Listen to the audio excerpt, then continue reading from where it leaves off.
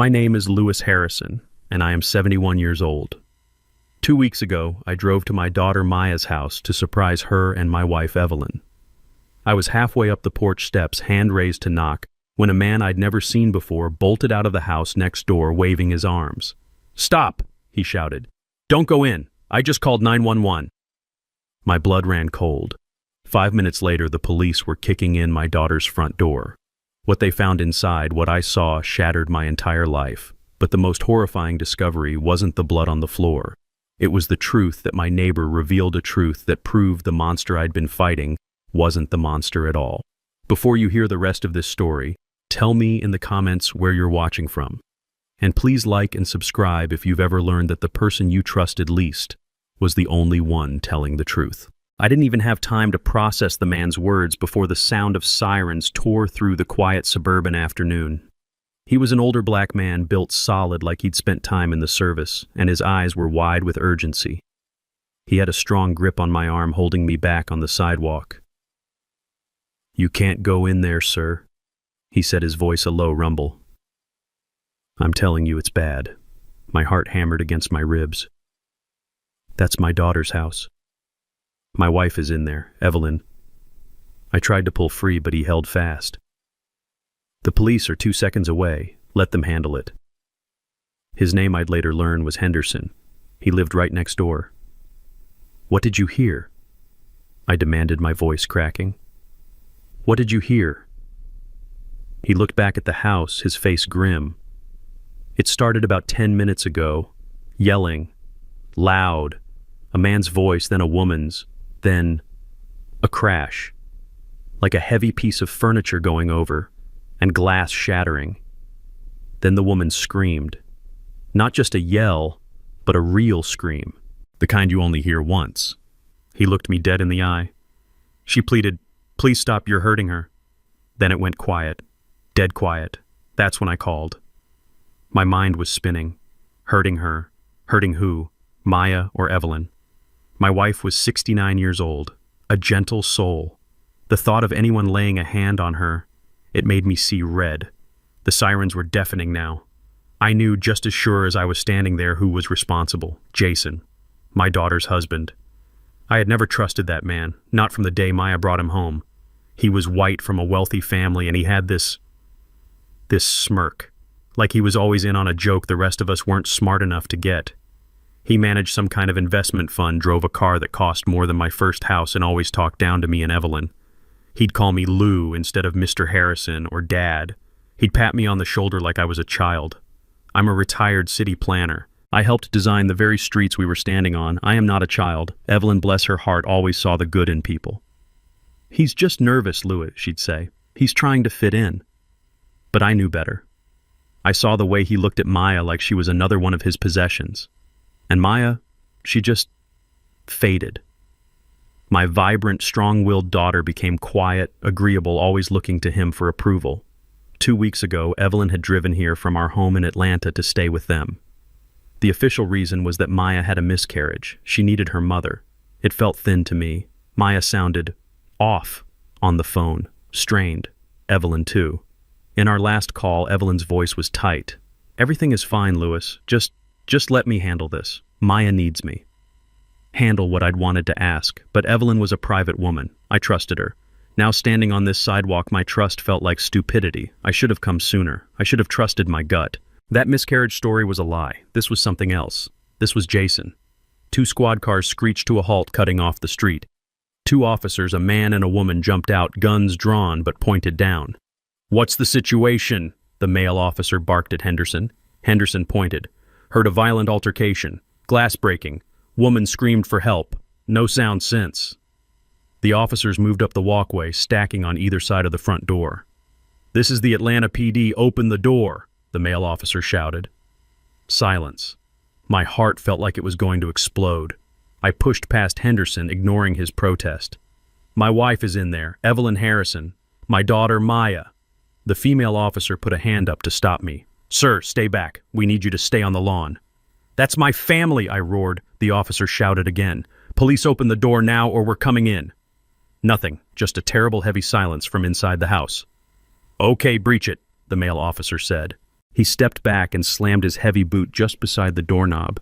The wood splintered, but the deadbolt held. Again! He kicked again. The frame cracked. On the third kick, the door flew open, slamming against the inside wall with a bang that echoed my own heartbeat. "Clear!" the officers yelled, disappearing inside, one going left, one going right. I couldn't wait. I didn't care what they said. I ran past the officer on the porch, Henderson right behind me. "Sir, I told you to wait." But I was already in the foyer. The smell hit me first. Something coppery, metallic, blood. The house was a wreck. A tall floor lamp was shattered, its shade crumpled. A heavy oak chair was on its side. Glass from what looked like a picture frame was scattered across the hardwood floor. "Evelyn!" I screamed. "Maya! In here!" The female officer's voice came from the living room just past the staircase. I ran toward the sound, and then I saw her. My world stopped. It just ceased to exist. Evelyn. My Evelyn. She was lying at the bottom of the stairs. Her body was twisted at an angle that bodies shouldn't be. Her eyes were open, vacant, staring at the ceiling. A dark, spreading pool of blood haloed her gray hair on the light tile floor. Oh God, no, no, no, no. I think I said it out loud. I don't know. My legs gave out. I stumbled, catching myself on the wall. This wasn't real. This was a nightmare. I was going to wake up in my own bed in Atlanta, and Evelyn would be there warm and safe beside me. But the copper smell was too strong. The silence was too loud. I stumbled past the officer, my mind refusing to process what my eyes were seeing. The living room was a scene of chaos. A tall, elegant floor lamp one Evelyn had picked out was smashed, its shade crumpled like a wad of paper. A heavy oak chair was on its side as if it had been thrown. Shards of glass from a shattered picture frame crunched under my shoes. But it was the silence that was wrong. The air was thick and heavy, and it smelled of something metallic, something coppery. Then I saw her. My world didn't just stop. It evaporated. At the bottom of the staircase, on the cold beige tile that Maya and Jason had been so proud of, lay my wife, my Evelyn. She was on her back, her body twisted at an angle that wasn't natural. Her eyes were open, staring blankly at the chandelier above. A dark, glistening pool of blood was spreading slowly from beneath her head. I don't think I made a sound. I couldn't. My lungs had turned to solid stone. This wasn't real. This was a nightmare. I was back in Atlanta asleep, and I would wake up, and Evelyn would be there beside me, smelling faintly of cocoa butter and books. But the coppery smell was too strong. Her hand was outstretched, palm up, her fingers slightly curled. I saw the simple gold wedding band I had placed on her finger 45 years ago. It was still gleaming. "Evelyn," I whispered. The voice that came out wasn't mine. It was a dry, cracking sound like an old leaf scraping the pavement. This wasn't just a fall. Evelyn was clumsy sometimes, sure. She might trip, but she wouldn't shatter a lamp. She wouldn't overturn a chair. This was violence. This was rage. The female officer was suddenly kneeling beside her, her fingers pressing into Evelyn's neck. "I've got a pulse," she yelled. "It's faint, but she's breathing. Get a bus rolling now." Breathing. The word was a hammer blow. The stone in my chest cracked. I surged forward, my knees hitting the hard tile floor, the impact jarring my old bones. "Evie! Evie, baby, I'm here." I reached for her hand, the one with the ring. "Sir, don't touch her," the officer commanded. "Paramedics are on the way. We can't move her." I knelt there helpless, just 2 feet away from the love of my life. I stared at the blood matting her beautiful gray hair. I stared at the unnatural angle of her head. Who could do this? Who could do this to her? Evelyn was the kindest soul I had ever known. She baked for the neighbors. She volunteered at the library. She couldn't hurt a fly. My eyes stinging with tears I refused to let fall scanned the room again. The broken lamp, the overturned chair. And then my gaze traveled up the staircase. I hadn't seen her. My daughter. My Maya. She was crushed into the corner at the top of the stairs on the second-floor landing. She was huddled against the wall, her knees pulled tight to her chest, her face buried in her hands. Her entire body was shaking, racked with violent sobs. "Maya! I cried out, my voice finally finding its power. "Maya, what happened? Are you hurt?" She lifted her head. Her face was a grotesque mask of terror and tears. Mascara ran in black rivers down her cheeks. She didn't look at me. She looked past me, staring at something in the room. Then her arm shot out, her finger trembling as she pointed not at me, but at the man standing just a few feet away from her at the top of the landing. It was him!" She screamed, a sound so raw and painful it ripped through the house. "He did it! He pushed her! He pushed Mama!" I followed her trembling finger, my head snapped up, and there he was, Jason. He was just standing there by the railing, staring down at the scene below. He was still holding his cell phone in his right hand. He looked dazed. His expensive dress shirt was torn at the collar, and his face. "He attacked Mama," Maya shrieked again. I saw it clearly then, even from 15 feet below. Bright, angry red scratches, 3 of them running from his left temple down his cheek, disappearing under his jaw. Defensive wounds. My God, Evelyn.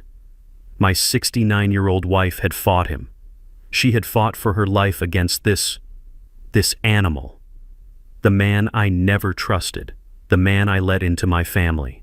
"Police, show me your hands!" The male officer roared, his gun now unholstered and raised. He was already taking the stairs 2 at a time. Jason didn't even seem to register him. He just stood there, his mouth opening and closing, as if he was trying to speak but no sound came out. He looked completely and utterly stunned. The officer didn't hesitate. He slammed Jason against the wall face first. "You have the right to remain silent." "No," Jason finally whispered. It was the first sound he'd made. "No, she's—" "Shut up," the officer commanded, yanking Jason's arms behind his back, the sharp click of the handcuffs echoing in the stairwell.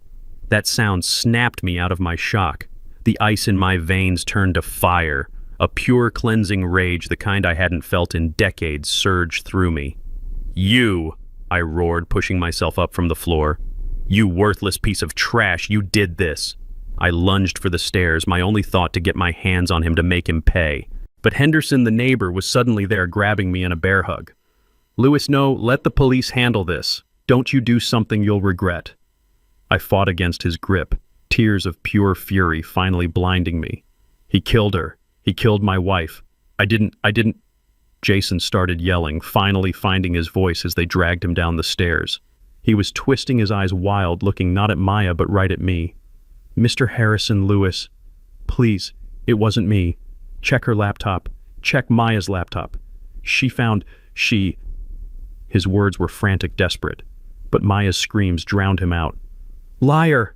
she howled from the top of the stairs. "You monster! You tried to kill her!" The officers dragged Jason through the foyer and out the splintered front door. "Please!" he yelled one last time. "The laptop!" The front door slammed shut. I was left in the ruined living room, my chest heaving, my body shaking. Henderson still had a firm hand on my shoulder. Maya was sobbing uncontrollably, collapsing onto the upstairs carpet. And my Evelyn was still lying on the floor, so terribly still, as paramedics finally rushed in with a stretcher. Check her laptop. What kind of nonsense was that?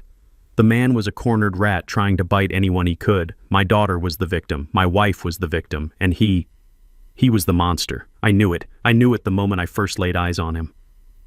The fluorescent lights of the hospital waiting room hummed. It was the only sound. A low, agonizing buzz that drilled right into my skull. It had been 6 hours. 6 hours since I watched them wheel Evelyn through those double doors. Her face pale, her beautiful hair still matted with blood. The doctor, a young man who looked barely old enough to shave, had used words I couldn't hold on to. Severe cranial trauma, pressure on the brain, medically induced coma. He spoke, but all I could hear was that hum. I was sitting on a hard plastic chair that felt like it was molded from ice. Beside me, my daughter Maya was a crumpled heap. She hadn't stopped crying. She was using a pile of rough hospital tissues, her body shaking with silent sobs. I put my arm around her, pulling her close. "It's gonna be okay, baby girl," I whispered. But the words felt like ash in my mouth. My wife was in surgery, and the man who put her there was my son-in-law. "Dad," she finally whispered, her voice raw from crying. "I have to tell you, I'm so ashamed." I held her tighter, my old heart aching for her. "It's not your fault, Maya. None of this is your fault." "But it is." She insisted, pulling back just enough to look at me, her eyes bloodshot and pleading. I let this happen. I hid it from you. I hid it from Mom. Hid what, baby? She took a ragged breath. Jason, it's a sickness, Dad. A gambling sickness. The word hung in the air between us. Gambling. It clicked. It made a terrible perfect sense. That expensive watch I'd seen on his wrist last month, the new sports car he'd claimed was just a company lease. That arrogant, entitled smirk he always wore. It wasn't the confidence of success. It was the bluff of a desperate, broken man. I didn't know how bad it was until about a month ago. She continued, the words spilling out of her in a torrent. I found statements, online accounts. He'd lost everything, Dad. He'd drained our savings account. The whole $80,000. $80,000. I felt the blood drain from my face. That was the money Evelyn and I had given them for a down payment. Our money. Money we had saved over 40 years of hard work. Gone. I confronted him. She sobbed, her body shaking. He promised he'd stop. He swore he'd get help. He begged me not to tell you. He said he was embarrassed to face you, that he couldn't stand for you to think he was a failure. That, too, made perfect sense. I had never hidden my disapproval of him. Of course he'd be afraid of me. And the miscarriage? I asked, my voice barely a whisper. The reason your mother came down here. Maya's face crumpled and she looked away, her shame palpable. There was no miscarriage, Dad. What? I lied, she whispered. I was so scared. I was desperate. I called Mom and told her that because I needed her. I needed someone. I was terrified of what Jason would do when he realized the money was completely, finally gone. I didn't know who else to turn to. So Evelyn had walked into a trap. My wife, the fixer, the one who always protected her children, had walked straight into a lion's den. She's so smart, Dad, Maya cried, hiding her face in her hands. She's smarter than me. She must have seen the bank statements I'd hidden in my desk. She found the notices from the credit card companies. This afternoon, while I was upstairs in the shower, she confronted him. And I could picture it perfectly. My Evelyn, 69 years old, but with a spine of steel, standing up to that arrogant boy. I heard them shouting, Maya cried. I ran downstairs. Mom was holding the bank statements. She was telling him he was a thief, that he had betrayed her trust, that she was going to call the police. And what, Maya, tell me? He snapped. He grabbed her arm. He yelled at her to mind her own business. Mom tried to get to the phone and he shoved her. He shoved her, Dad, hard, with both hands. She flew backward. She hit the bottom stair and she didn't get up. She dissolved into hysterical sobs, clinging to my shirt. Her story finished. I held her, but my body was rigid. My mind was painting the picture over and over. My wife, my strong, brave Evelyn, lying broken on the floor. All because of him, because of that leech I had let into my family. I must have sat there for another hour just stewing in my own rage, rocking my daughter while she cried. The hum of the lights was the only sound. Then a new voice. Mr. Harrison. I looked up. A man in a tired suit was standing there. He looked like he'd seen too much of the world. I'm Detective Miller, he said, flashing a badge. I need to ask you and your daughter a few questions. Your wife, Mrs. Harrison. She's out of surgery. She's stable, but she's in intensive care. She's not awake. Okay, I said, helping Maya sit up. The detective looked at Maya, then at me. Your daughter gave a preliminary statement at the scene. I just want to clarify a few things. You both stated that your son-in-law, Jason Powell, pushed Mrs. Harrison down the stairs during an argument. That's right, I said firmly. My daughter saw it all. Detective Miller nodded slowly, pulling out a small notebook. The thing is, Mr. Harrison, we have a conflicting statement. My brow furrowed. Conflicting from who? From Jason? No, sir. From your neighbor, a Mr. Henderson. The man who called 911. What about him? Well, he's a veteran, says he's got sharp hearing. He's very clear on what he heard. He says he heard the argument, yes, but he says he distinctly heard a man's voice, presumably Mr. Powell, shouting, Maya, stop, and Maya, you're hurting her. He also says he heard him yell, "Give me the phone. I have to call 911." I stared at him. That's impossible. He's confused. He must have heard it backward. Maybe, the detective said, his eyes unreadable. But there's something else. We ran Mr. Powell's background. He's clean. Not even a speeding ticket. No history of violence. Nothing. He paused, and his gaze shifted to Maya, who had suddenly gone very, very still. Your daughter, on the other hand.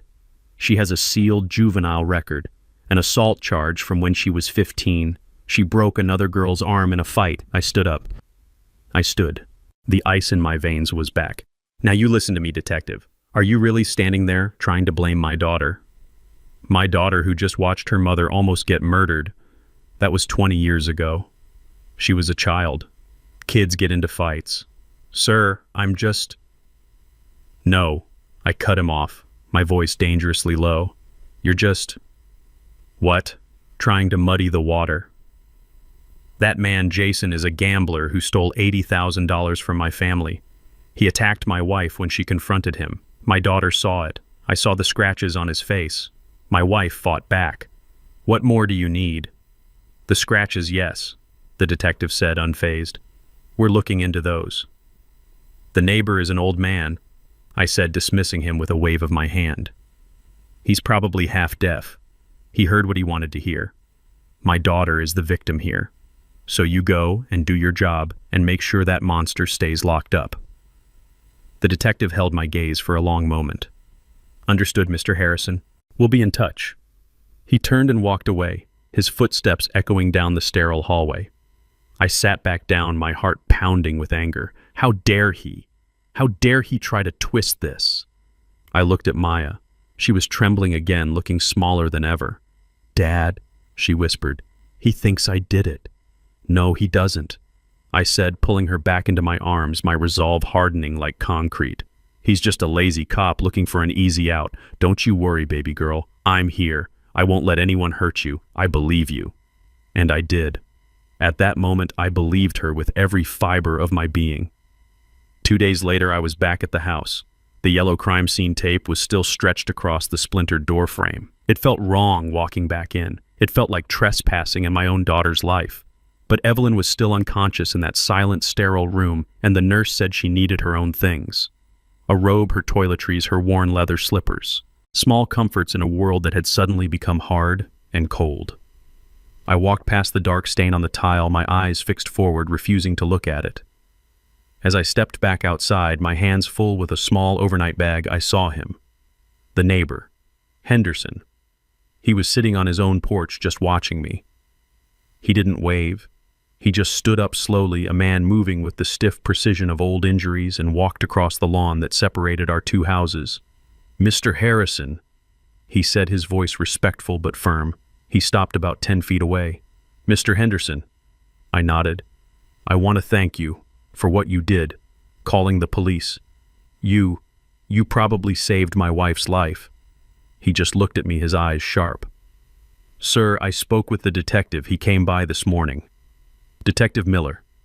Yes, he spoke to us at the hospital. I was tired. I wanted this conversation to be over. I wanted to get back to Evelyn.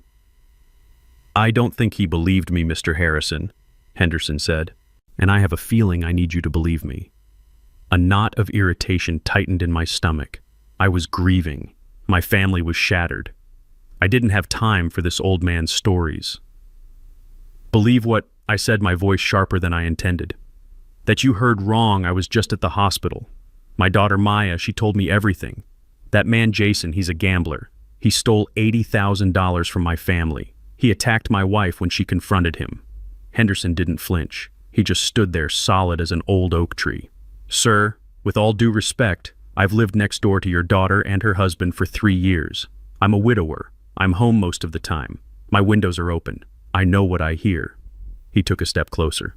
And I need to tell you, sir, I spent 20 years in the United States Army, Signal Corps. My ears, my hearing, it's the only part of me that still works perfectly. I can tell you what kind of bird is in that tree just by its call, and I can tell you who does the yelling in that house. I gripped the overnight bag, the plastic handle digging into my palm. What are you trying to say, Mr. Henderson?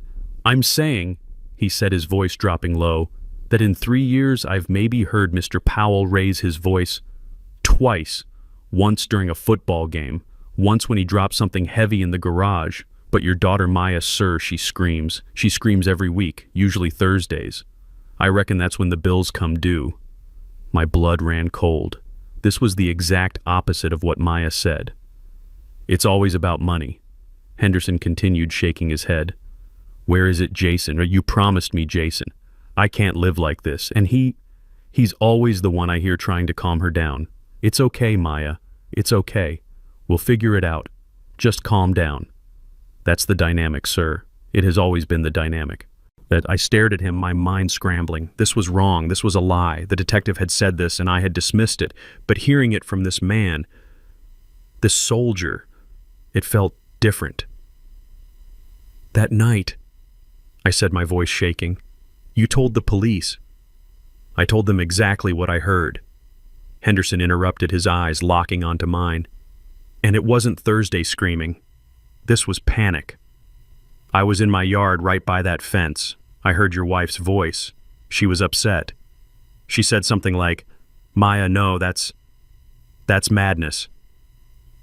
Then I heard the crash, the glass breaking, the lamp, I guess. He took a deep breath like he was bracing himself.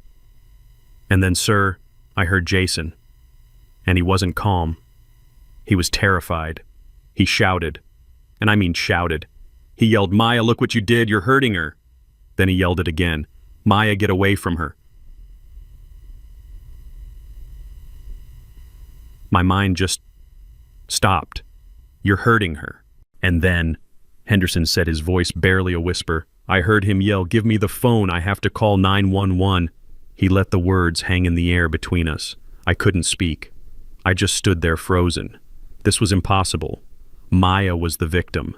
Jason was the monster. I saw the scratches. Sir, Henderson continued, that was maybe 30 seconds before the big fall. I heard the scuffle. Then I heard the sound that a body makes, a heavy, awful sound at the bottom of the stairs, and the only person I heard screaming, he pushed her, was your daughter. After it was all over. I must have staggered because Henderson put a hand out to steady me. That's not what my daughter said. I whispered, the world tilting beneath my feet. I know, sir. Henderson said, his face etched with a sad, hard pity. That's why I'm talking to you. I'm just an old soldier, and I've seen friendly fire before. I've seen people get confused in the fog of war. But I also know when someone is lying to cover their flank. He looked me square in the eye. Mr. Harrison, I truly believe you are protecting the wrong person. I drove away from my daughter's house, but I couldn't go back to the hospital. I couldn't go back to Evelyn, not yet. I just parked on a quiet side street, the little overnight bag sitting on the passenger seat, mocking me with its simple domestic purpose. Henderson's words were a poison. They had seeped into my bloodstream and were now working their way to my heart. I think you are protecting the wrong person. It was nonsense. It had to be. My daughter was a victim. I saw her. I held her while she sobbed. My wife was a victim. I saw her lying in a pool of her own blood, but my mind kept pulling me back. The detective, the juvenile record, and Henderson's certainty. Maya, stop. You're hurting her. Why would he lie? And then like a key turning in a rusty lock. I heard Jason's voice again. Not the arrogant man I despised, but the desperate man being dragged out in handcuffs. Check her laptop. Check Maya's laptop. At the time, I'd dismissed it as the frantic raving of a guilty man, a pathetic attempt to shift blame to muddy the water. But what if it wasn't? What if it was the only true thing said that day? I felt a profound, bone-deep sickness. I was a city planner for 42 years. My job was to see the foundation beneath the facade. I dealt with facts, I dealt with blueprints. My entire life was built on looking at the structure of things, and right now the foundation of my family was cracking. My heart was telling me one thing, but my gut was telling me I was a 71-year-old fool who had been staring at the wrong blueprint all along. I couldn't go back to that hospital until I knew. I needed facts. The next morning I drove downtown. I didn't go to my old family lawyer. I couldn't. I went to a new firm, a name a colleague from the City Planning Commission had given me years ago. Angela Russo. She had a reputation for being a shark in a silk blouse. She didn't deal in family sentiment. She dealt in assets fraud and the cold, hard truth. I needed that. I walked into her sharp, modern office. I must have looked like what I was, a grieving, broken old man. "Ms. Russo," I said, my voice steadier than I felt. "My son-in-law was just arrested for the attempted murder of my wife. My daughter Maya is the primary witness. She's a wreck." I paused, letting the lie settle in the air. With her husband in jail and her mother in a coma, she's not capable of handling her affairs. She needs help. I need you to protect her. I need you to get a clear picture of her finances to secure her assets. Her husband was a gambler. I need to know how bad the damage is. It was the perfect cover. A concerned father protecting his traumatized daughter's estate. Angela Russo just nodded, her eyes sharp, analytical. "I'll need your daughter to sign a power of attorney giving us temporary access to her financial records and personal devices." "She'll sign anything I put in front of her right now," I said. And she did. That afternoon at the hospital, Maya signed the papers without even reading them, her tears staining the ink. "Thank you, Daddy," she'd whispered, clinging to my hand. "You're the only one I can count on." The words felt like a splinter of glass being pushed into my heart. It took Angela Russo less than 24 hours. My phone rang the next morning. It was her. "Lewis," she said. She didn't use Mr. "You need to come to my office, now." The line went dead. I sat in that same stark, modern chair. Angela didn't offer me coffee. She didn't offer condolences. She simply slid a thick stack of bank statements across her polished glass desk. "You hired me to find out how much damage your daughter's gambler husband did," she said, her voice flat, devoid of emotion. "You were right about the damage, Lewis. You were just wrong about who was holding the hammer." I stared at the papers. My hands were shaking. They were withdrawals from the joint savings account, dozens of them, 10,000, 15,000, 5,000, all transferred to offshore websites, sites with names like Slots Royale and Vegas Palace Online. A total of $80,000, gone in 6 months. This is what he did," I whispered. "No," Angela said. I cross-referenced the timestamps. Every single transfer was made from an IP address registered to your daughter's personal laptop. Jason Powell was verifiably at his office in documented meetings during every single one of these transfers. This wasn't Jason Lewis. This was Maya. "No," I said. It came out as a croak. "No, that's not possible." She told me. She told me he was the gambler. Angela leaned forward, her eyes merciless. "She lied. And that Lewis is not the only lie. You told me your wife was visiting because your daughter had suffered a miscarriage." I nodded, my mouth too dry to speak. "I pulled the local hospital and OB/GYN records for the last 6 months. Your daughter was never pregnant. There was no miscarriage. She was never a patient." The room tilted. The air hummed. The miscarriage was a lie. A fabrication. A cold, calculated maneuver. Then why?" I stammered. Why did Evelyn go to her?" "You tell me, Lewis," Angela said. "Why does a compulsive gambler who just lost $80,000, the exact amount you gave them for a down payment, suddenly need her mother to visit?" She was luring her. She was luring Evelyn there to get more money. My wife, my Evelyn, hadn't just stumbled into an argument. She had been summoned to her own execution. Angela wasn't finished. She spun her laptop monitor around to face me. "Jason's frantic last words," she said. "Check the laptop." He was right. You should have checked. On the screen was an email chain between Maya and Jason dated 1 week before the attack. My vision was swimming. Angela read the words out loud for me, her voice cutting through the silent room. "It's from Jason to Maya," she said. "Maya, I can't do this anymore. I just checked the joint account. It's empty. You promised me you'd stopped. You promised me. We're going to lose the house, Maya. We're going to lose everything." I put my head in my hands. I couldn't breathe. "Scroll down," I managed to say. Angela clicked. Maya's reply, "It's just a setback, Jason. I can win it back. I just need a little more. Your parents have money, or just ask your dad. Just don't tell mine. Please, Jason, don't tell them. I can fix this." And then the final email, the one that sealed all of our fates, from Jason. "No more lies, Maya.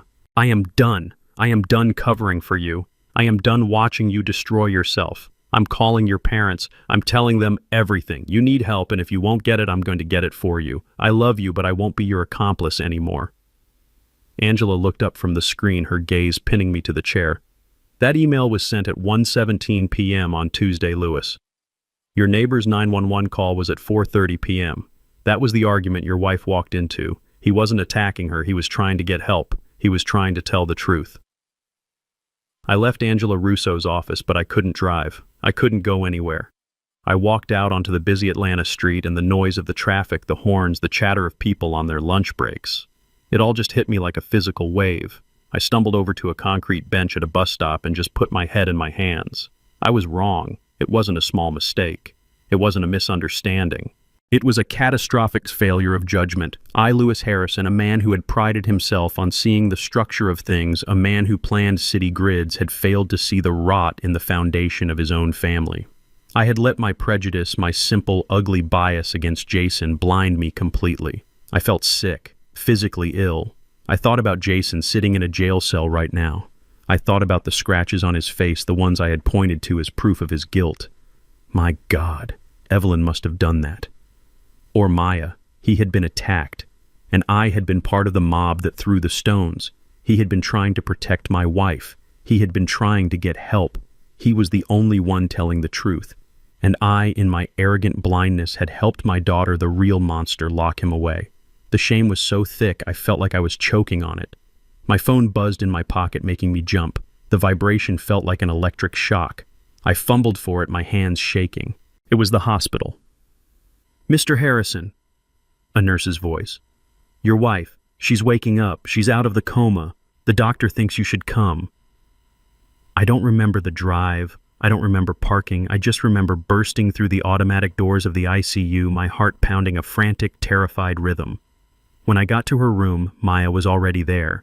She was sitting in the chair by the bed, her back to the door. She was holding Evelyn's hand, stroking her hair. Evelyn's eyes were open. Just barely. They were fluttering, filmed over with medication, confused, trying to focus on the ceiling. "Mama," Maya was saying, her voice thick and soft. "Mama, you're back. You're awake. Oh, thank God." Evelyn made a small sound, a faint, dry groan. Her eyes, clouded with pain, tried to find the source of the voice. "Shh, shh. It's okay," Maya cooed, squeezing her hand. "You're safe now. I'm right here. Dad's here too. We're all here." I stood in the doorway, my feet bolted to the floor. I was frozen watching the performance. It was masterful. She was the loving, devoted daughter, her voice trembling with what anyone else would mistake for relief. Evelyn's eyes slowly moved, finally landing on Maya's face. "We got him, Mama," Maya whispered, leaning in so close her hair brushed the pillow. "He can't hurt us anymore. Jason. He's in jail. The police took him away. He's gone. You're safe. We're all safe now." I watched the words hit Evelyn. I watched my wife, weak and battered, try to process this new information. Maya was reinforcing the lie, cementing it, using Evelyn's vulnerable, foggy state to build her false narrative before I could get to her. But I was watching my wife's face.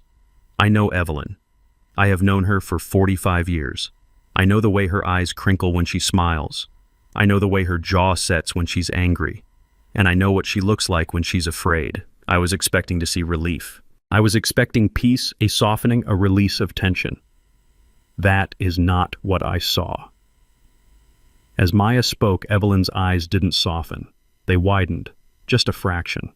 But I saw it. I saw the monitor beside her bed, the little green number tracking her heart rate. It had been steady beeping quietly at 72. When Maya said, "Jason's in jail," it jumped. 78, 84, 90. It wasn't relief, it was panic. Her gaze shifted, moving past Maya, searching the room frantically. She wasn't looking at Maya, she was looking for something, or someone. She wasn't reacting like a victim who had just been told her attacker was captured. She was reacting like a hostage who had just learned her only rescuer was gone. Maya, lost in her own performance, didn't notice. She was too busy playing her part. "It's okay, Mama. Just rest. I've got you." I had to get her out of that room. I stepped inside, forcing my voice to sound gentle, normal. "Maya, baby girl, you look exhausted. You've been here for hours. She looked up startled, her eyes wide. She quickly composed her face back into a mask of tear-streaked grief. "Dad, I can't leave her." "You need coffee," I said. It wasn't a suggestion, it was a command. "You haven't eaten a thing since this morning. You're no good to her if you collapse. Go to the cafeteria. Get a sandwich. Get something hot. I'll sit with her. I promise I won't leave her side for a second." She hesitated. Her eyes darted from me to Evelyn. She didn't want to leave. She didn't want to leave her mother alone with me. Not now. "Go," I said, a little more force in my voice. "That's an order, young lady. I'll call you if anything changes. Go." She finally relented, giving Evelyn's hand one last tight squeeze. "I'll be right back, Mama. I love you." She walked past me, sniffing, still the perfect picture of the devoted daughter. The moment the door clicked shut, I moved to the bedside. The room was heavy with the smell of antiseptic and the quiet, steady beep of the heart monitor. I took Evelyn's hand. Her skin was so cold, so papery. "Evelyn," I whispered, leaning in close. "Evie, it's me. It's Louis. You're safe. I am here." Her eyes found mine. They were filled with a desperate, terrifying urgency. "Evie, what happened?" I whispered. "I need the truth. I know about Maya. I know about the gambling. I saw the laptop. I know Jason was trying to get help. Just tell me what happened." Her lips cracked and began to tremble. A small dry sound came out, a little click. She tried to swallow. "It's okay." I soothed, my heart breaking. "It's okay. Just whisper. I'm right here. I'm listening." Her eyes filled with tears. Not the performance tears of her daughter, but real hot tears of terror. They welled up and spilled over, running down her temples into her matted hair. She whispered. Her voice was a dry rasp, barely air. "What, Evie? What was it?" "It was Maya," she breathed. The words were a tiny puff of air. My heart shattered. "I know, baby. I know she lied. Was it just the money? Did she just panic?" Evelyn shook her head, a tiny agonizing movement that I could see cost her everything. The tears came faster. "She found what, Evelyn? What did she find?" Her gaze was locked on mine. She was using every last ounce of her strength, every bit of life she had left, to push the words out. "She found my will." The word hit me like a physical blow. The will. Our will. What about it? It all goes to her anyway. We signed it years ago. "No," Evelyn whispered.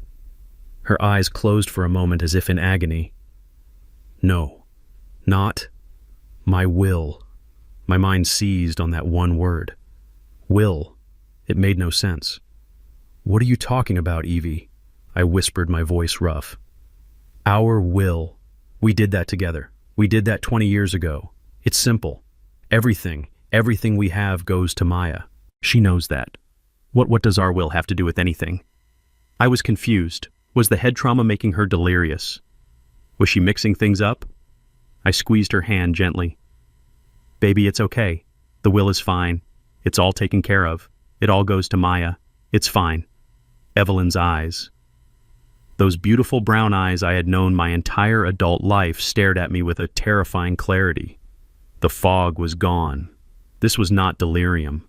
This was truth. A single tear rolled down her temple. "No," she whispered, the sound scraping her dry throat. "No, Louis. Not our will. My will. My will." The words hung in the sterile, beeping air. I didn't understand. "Your will. We were married. We have one will, one life." "What are you talking about?" Evelyn tried to take a breath. It hitched in her chest. I saw a flash of pain cross her face. "Please, Evie, don't talk if it hurts." "I must," she insisted. "You don't know." She closed her eyes for a moment, gathering what little strength she had. When my Aunt Josephine died, 20 years ago. Remember? I nodded. Of course. The funeral in Chicago. You were gone for a week. She left you that little porcelain music box. Maya used to love it. She She didn't just leave me the music box, Louis, Evelyn whispered. She left me everything. I frowned. Everything, Evie. Your aunt was a seamstress. She lived in a tiny apartment. What are you? She lived like that. By choice, Evelyn breathed. Her husband, my uncle, he had invested, years ago, smartly, when he died. He left it all to her, and she left it all to me. She was the only one who knew my secret. Secret, Evelyn, you're scaring me. What are you talking about? Her eyes met mine, and in them I saw a secret she had carried for 2 decades, a burden she had carried alone. She left me $1.2 million. The number was absurd. It was a cartoon number. It meant nothing. $1.2 million. I almost laughed. It had to be the trauma. Evie, baby, you're confused. I invested it. She interrupted, her voice gaining a desperate paper-thin strength. Like she taught me. I never touched it. I just let it grow. For 20 years. For us. For our retirement. For an emergency. I just stared at her. $1 million. My wife. My quiet, frugal Evelyn who clipped coupons, who bought her clothes at department store sales, who insisted we drive our old car until the wheels fell off. She was a millionaire. I don't understand. I stammered, my entire reality shifting under my feet. Why didn't you tell me? For 20 years, Evie. Why would you hide that from me? The tears were flowing freely, now hot and silent. Because of my father, she whispered, her voice cracking. You never knew him, but I remember. I knew her father had died when she was young. She never spoke of him. It was a locked door in her past. He was a gambler, Louis, she said, and the shame in her voice was still fresh after 60 years. He was a wonderful man. He could charm anyone. He could light up a room. But he had a sickness. The same sickness I saw in Maya. My heart stopped. She knew. She had known all along. He lost everything. Evelyn continued, her gaze distant, looking at a ghost in the corner of the room. The house, my mother's jewelry, my college money. He lost it all, and he couldn't live with it. He took his own life. I found him. Oh, Evie. I gripped her hand, my own guilt and shame now mixing with hers. When I got that money from Josephine, I was so scared. I was terrified. I saw what money could do. It was a curse. I hid it. I hid it from everyone. Even you. I'm so sorry, Louis. I was so afraid it would poison us too. It's okay, I whispered, though my mind was still reeling. It's okay. No, she said, her voice hardening. It's not okay, because I saw it. I saw the signs in Maya, years ago. The little lies about money, the way she always needed more. I tried to believe it was just youth. But then I saw her bank statements, the ones she left on her desk 2 months ago when I came to visit. The withdrawals, the websites, just like my father's. So what did you do? I did what I had to do, she said. I went to my lawyer, secretly. I changed my will. My will, the one just for my money, the $1 million. I took Maya out of it. You disinherited her. I left all of it, she sobbed, all $1.2 million to a charity, a foundation for gambling addiction. The pieces clicked into place with the horrifying sound of a cell door slamming shut. The will, the addiction, the lies. Evelyn, I said, my voice barely audible. That day, the day of the fall, did you tell her? Evelyn shook her head, her face pale. No, she found it. I brought a copy. In my suitcase. I don't know why. Maybe I was going to show her, to scare her into getting help. I don't know. She found it in your suitcase, I repeated, my voice flat. Yes, she whispered. When I was confronting Jason about the $80,000, I didn't know he didn't know. He was just as shocked as I was. He was trying to help me. He was the one who said we had to call you. He said Maya needed an intervention. And Maya She came downstairs. She must have been in my suitcase while we were arguing. She came down the stairs, holding the will in her hand. Her face. Louis, I've never seen such hate. She was screaming. Evelyn's words were coming in short, painful gasps. She called me a monster. She said I was stealing her future. She demanded I call my lawyer, that I change it, right now. I refused. I told her the money was going to help people like her, people who were sick. Evelyn's breath hitched. She lunged at me. She tried to rip the will from my hands. She just lost her mind, and she pushed me. She pushed me, Louis, down the stairs. I closed my eyes. I saw it. I saw my daughter consumed by rage pushing her mother into darkness. And Jason, I choked out the last question. The scratches Maya told me you fought him. No. Evelyn was crying openly now, a desperate, weak sound. No. Jason, he saw her. He screamed. He ran to the phone to call 911. And she couldn't say it. What, Evelyn? What did Maya do? The kitchen. She gasped, her eyes wide with the memory. The knife block. She grabbed a knife. She attacked him, Louis. She attacked Jason. To stop him from calling for help. He was just trying to save me. I stood by Evelyn's bed, my hand still holding hers, but my mind was 1,000 miles away. It was replaying a movie. Jason. The scratches. I had screamed at the detective about them. My wife fought back. My God.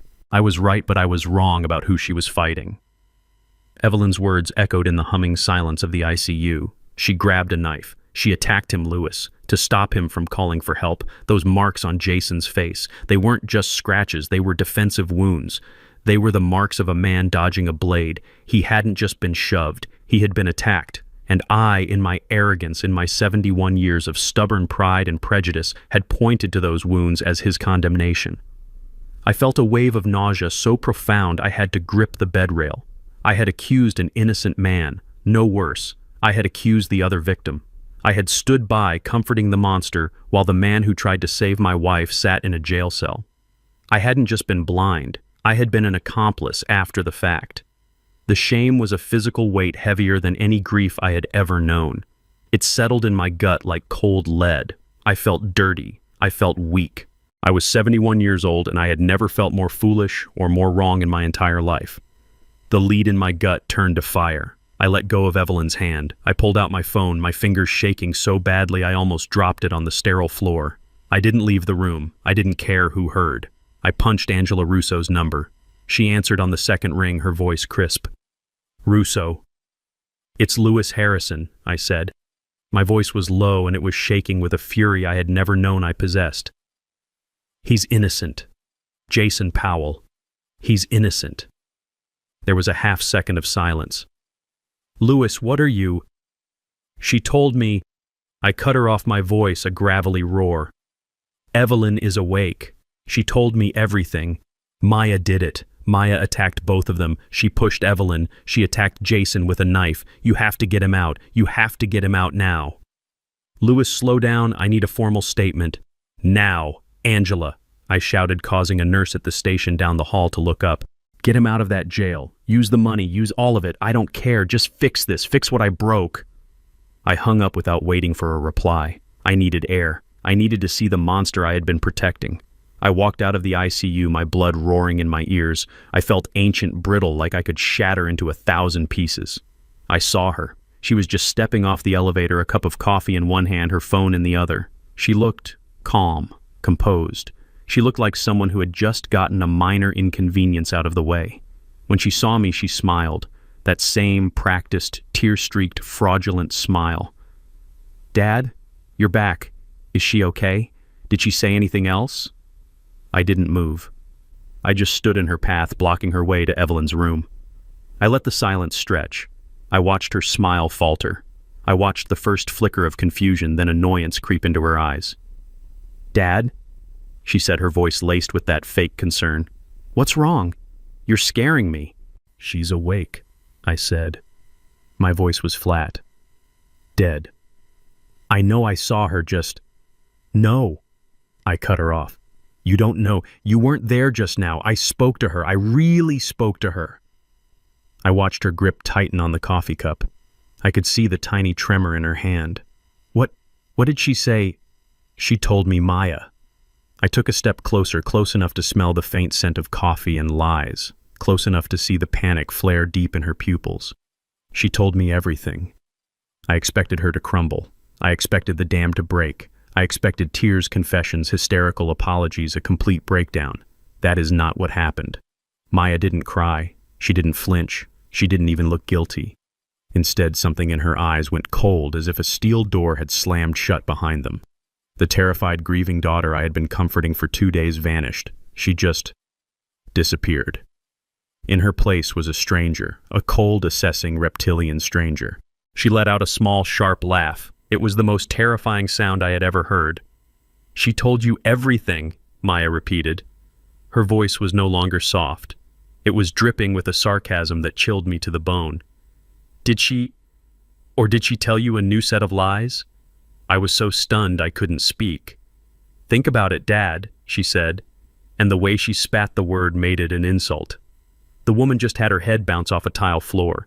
She's full of painkillers. She's confused.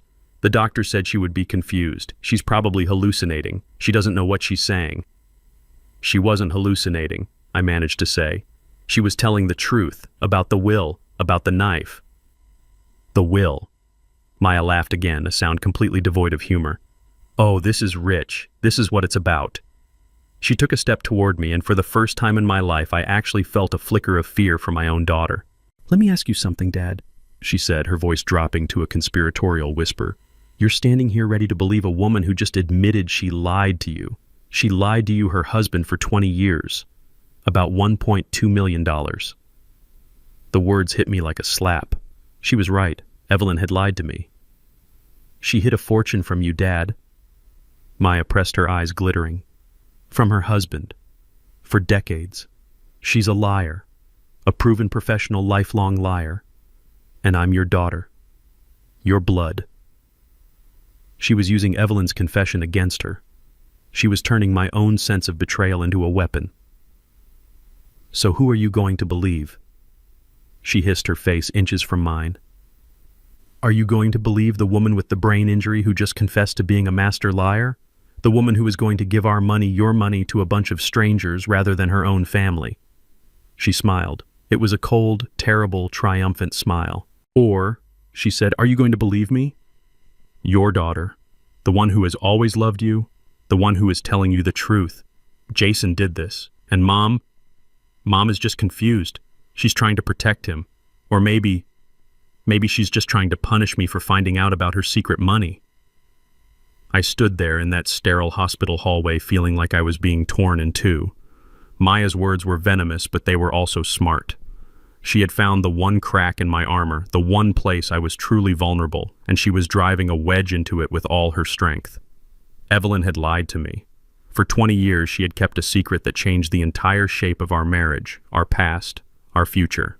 $1 million. She had watched me pinch pennies, seen me worry about our retirement, listened to me talk about whether we could afford a new roof, all while she was sitting on a fortune. The betrayal felt fresh, sharp, and very real. It stung. And Maya, with her cold, reptilian eyes, saw it. She was using my own wounded pride, my own sense of being fooled, as her shield. "Who do you believe, Dad? The proven liar, or your blood? My daughter. My little girl. The one I had taught to ride a bike, the one I had walked down the aisle. She was standing right in front of me, her face a mask of false righteousness, daring me to choose. I could see the calculation in her eyes. She believed she had me. She believed that my pride, my male pride at being deceived by my wife, would be stronger than my bond with Evelyn. She thought I would side with her, my blood against the woman who had made a fool of me. For a second, a dark, awful second, she was almost right. The anger I felt toward Evelyn was so strong, so confusing. But then as I stared into my daughter's hard, challenging eyes, her face began to blur, and I saw other things. I saw Mr. Henderson, my neighbor, a man with no stake in this, standing on his lawn, his face etched with the sad certainty of a soldier. I think you are protecting the wrong person. I saw the scratches on Jason's face, not the chaotic marks of a scuffle, but the parallel, desperate slashes of a blade. She grabbed a knife. She attacked him. I saw Jason's face as they dragged him away, the pure, unadulterated shock and his desperate yell, "Check her laptop!" He wasn't trying to blame her. He was trying to show me. And most of all, I saw my wife. I saw Evelyn. Not the woman with the secret, but the woman in the hospital bed. I saw her eyes fluttering open, clouded with pain and medication, and I saw the raw, undilutable terror that filled them the second she saw Maya. The heart monitor. The spike. 90 beats per minute. That wasn't a lie. That wasn't a hallucination. That was the truth written in a language the body cannot fake. The fog in my head cleared. The anger at Evelyn evaporated, replaced by a cold, hard clarity. Yes, Evelyn had lied to me about money. But Maya was lying about everything. One lie was born from a place of fear, a fear rooted in her own family's trauma. The other was born from a place of pure, dark, bottomless greed. I looked at my daughter, the stranger wearing my daughter's face. I took a slow breath. I felt 71 years of life settle back into my bones, not as a weakness, but as a weight, as judgment. "I believe my wife," I said. My voice was quiet, but it cut through the hallway tension like a razor. Maya's smirk wavered, the first sign of a crack in her perfect composure. "What?" I said, "I believe my wife." I repeated, tasting the words. "And I believe the man I hated. I believe Jason." The color drained from Maya's face. This was not the move she had calculated. This was not in her plan. "Dad, you can't." She admitted she hid money. I said, my voice rising, growing stronger. She didn't admit to pushing herself down a flight of stairs. She didn't admit to faking her own terror. She didn't admit to framing an innocent man. "You did that. You did all of this." "No," she shrieked, the mask completely shattering, revealing the desperate, cornered animal underneath. "No, you're wrong. You're a fool. She's lying. She's manipulating you just like she's manipulated everyone. She's not the one who lied about a miscarriage to lure her mother into a trap," I roared back, my voice echoing in the sterile corridor. "She's not the one who drained her family's savings. She's not the one who attacked a man with a knife to stop him from calling 911. "He's lying. She's lying." Maya screamed, her hands balling into fists. "You're a stupid old man. You're weak, just like he is. You'd believe that white trash gambler over your own daughter." She raised her hand. I saw it coming. She was going to hit me. Just as she had pushed her mother, just as she had cut her husband, now she was going to strike her father. "That's enough, Ms. Powell." The voice was calm, male, and right behind her. Maya froze her hands still in the air. She spun around. Detective Miller was standing there, his face hard, his hand resting on his service weapon. He wasn't alone. 2 uniformed officers were with him. "You're under arrest, Maya," he said, "for the attempted murder of Evelyn Harrison and the aggravated assault of Jason Powell." Maya did not take it well.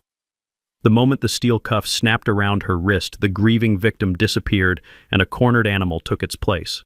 She lunged, twisting in the officer's grip, not toward the detective, but toward me. "You—" She shrieked, her voice a raw, ugly sound I had never heard before. "You did this, you senile old fool! You believe her! You believe them over me! Your own blood!" The uniformed officers were strong, but she fought them with a wild, terrifying strength. "You will regret this," she screamed, her face purple with rage. "He's a gambler. He's a liar. He attacked my mother. Dad, do something. Tell them they're wrong." I just stood there, my legs shaking, my heart a cold, dead stone in my chest. I couldn't move. I couldn't speak. I just watched as the daughter I had raised, the little girl whose scraped knees I had bandaged, was dragged backward down the hallway, fighting, kicking, and spitting. "You'll never see me again," she howled just before they pushed her into the elevator. "I hate you. I hate all of you." The silver doors slid shut, cutting off her scream. The silence that flooded the hallway was heavier, more profound than any sound. It was the sound of a life ending, the sound of a family that had just ceased to exist. Detective Miller let out a long, slow breath. He looked at me, his eyes filled with a professional pity I found almost as painful as Maya's hatred. "Mr. Harrison, I know this is a lot. We're processing her. We're also processing the immediate release of Mr. Powell. He's on his way out now." My stomach dropped. Jason. I had to face him. I had to look at the man I had wrongly accused, the man I had despised, the man I had helped put in jail. What do you say to a man like that? How do you apologize for a sin so profound? I nodded numbly, and the detective walked away, his radio squawking. I made my way to the hospital lobby, sinking onto one of the hard plastic chairs. The bright, cheerful art on the walls felt like an insult. I just stared at the automatic doors, waiting. 5 minutes passed. 10. Then the door slid open, and he walked out, flanked by a single police officer. He looked broken. He hadn't slept. He hadn't shaved. His expensive suit was wrinkled, his shirt still torn at the collar where Maya had attacked him. The angry red scratches on his cheek looked even more vivid in the lobby's bright light. He was carrying a small plastic bag with his wallet and keys. He saw me, and he just stopped. He stood there about 20 feet away, not angry, not yelling, just looking at me.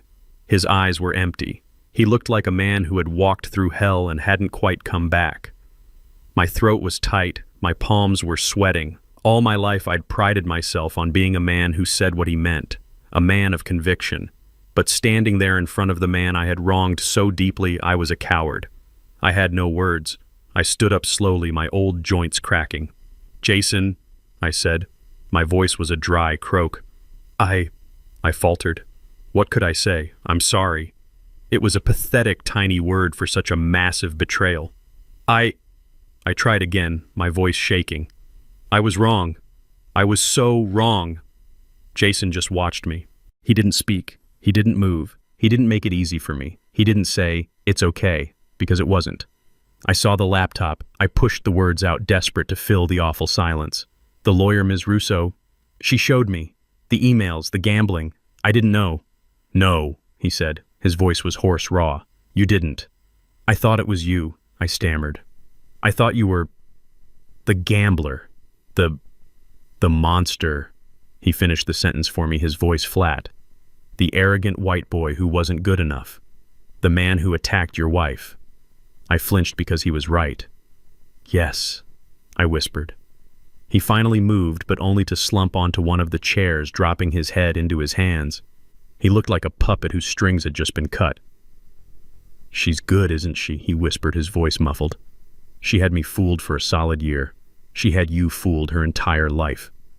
I sat a few chairs down from him, a gulf of shame and silence between us. "The detective told me I said that she attacked you with a knife." He let out a dry, bitter laugh that sounded more like a sob. "Yeah, she did, when I tried to call 911. "I don't understand," I said, leaning forward. "Why did you never tell us? Why did you let us believe you were this person?" He finally looked up at me. His eyes were red-rimmed and so tired, so profoundly tired. "Lewis," he said, using my first name for the first time. "When did it start, the gambling? Was it just the 80,000? He shook his head slowly. "The gambling, it's been 5 years. The air left my lungs. 5 years. It started small," he said, his voice a monotone. "Online poker. Just fun," she said. "Just relaxing. I didn't find out until our savings account was empty, 3 years ago. I confronted her, she broke down, cried for days, swore it was a mistake, that she was stressed that she'd never do it again. And his voice cracked. I loved her, Lewis. I really did. So I believed her. I fixed it." "Fixed it how?" "I took $20,000, he said, looking away, "out of my own inheritance. Money my mother left me. I put it back into the joint account so the mortgage wouldn't bounce. I told her we were starting fresh. I set up alerts. I thought I had it under control. The man I thought was a leech. The man I thought was after our money. But she's a liar," he continued, his voice hardening. She's a brilliant liar.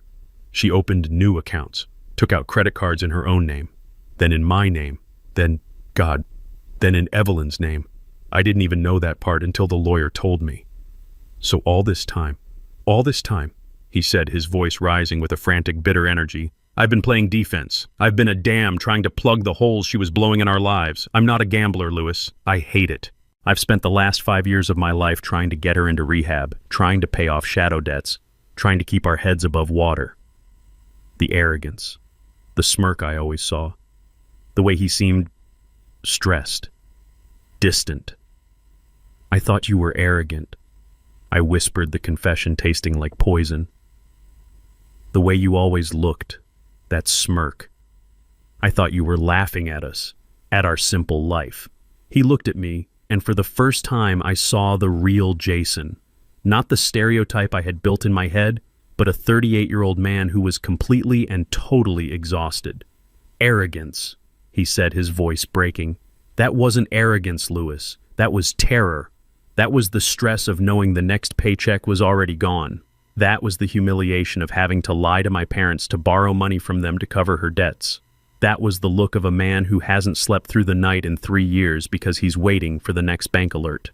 The smirk, that was me trying not to burst into tears in front of you. I couldn't speak. My prejudice, my 71 years of hard-set conclusions had been so wrong, so profoundly, devastatingly wrong.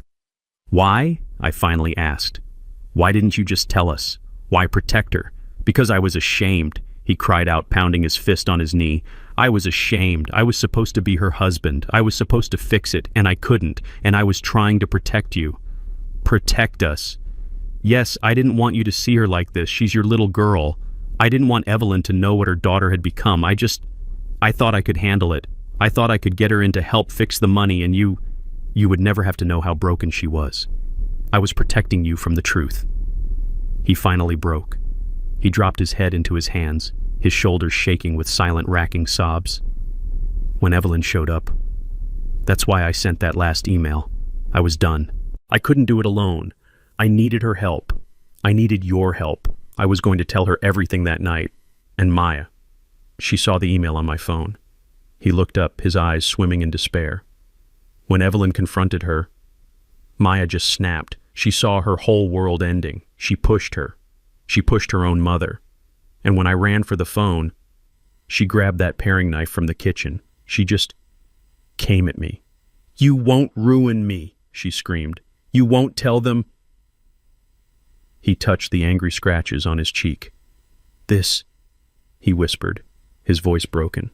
This was your daughter. This was the woman I was trying to protect. The trial began 4 months later. 4 long months of watching Evelyn learn to live in a body that had betrayed her. She went through grueling physical therapy every single day. She had to learn to walk again. Her balance was gone. Her left hand trembled, but she never complained. She just worked her jaw set with a silent, terrifying determination. I sat with Jason in that sterile hospital waiting room for weeks. We barely spoke. What was there to say? We just sat in a shared, heavy silence. We were 2 men bound together by a tragedy we couldn't comprehend, waiting to see if the woman we both loved would ever be the same. When the trial started, I sat in the front row right behind the prosecution. Evelyn insisted on sitting beside me. She refused the wheelchair the hospital had provided. She walked into that courtroom, her back straight, leaning heavily on a 4-pronged cane.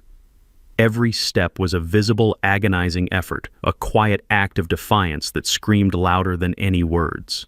Across the aisle, Jason sat alone. He wore a simple dark suit. He looked tired, but he was calm. He was here to testify against the woman he had once loved. Maya's lawyer, a slick man in a suit that cost more than my first car, began his opening statement.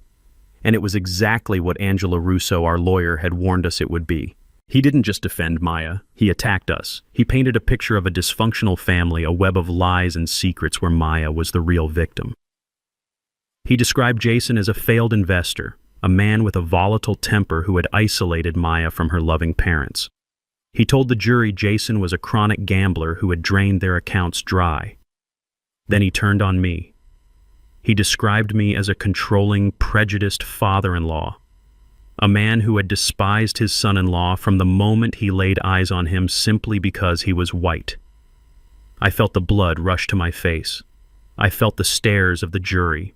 I wanted to stand up and shout, but I just gripped the wooden bench, my knuckles white.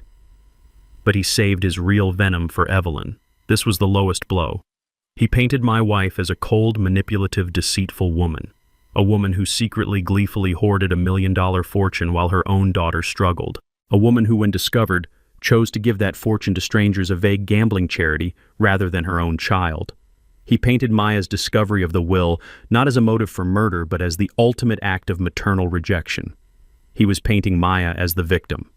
A daughter who finally snapped, he said, under the crushing weight of an abusive husband and a cold, unloving, money-hoarding mother. I could feel Evelyn trembling beside me, but she never looked away. She just stared at the lawyer, her face a mask of stone. Evelyn was the prosecution's first major witness.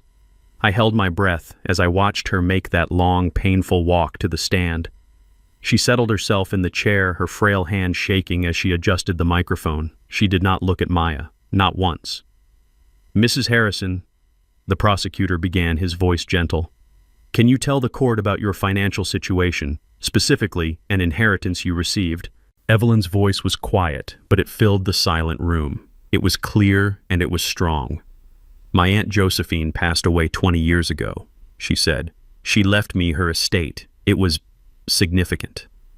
"And why, Mrs. Harrison, did you keep this inheritance a secret from your husband and your daughter for 2 decades? This was it." I leaned forward. I needed to hear this again to understand. "My father," Evelyn said, her eyes fixed on the back wall as if she was watching a movie only she could see. "My father was a gambler."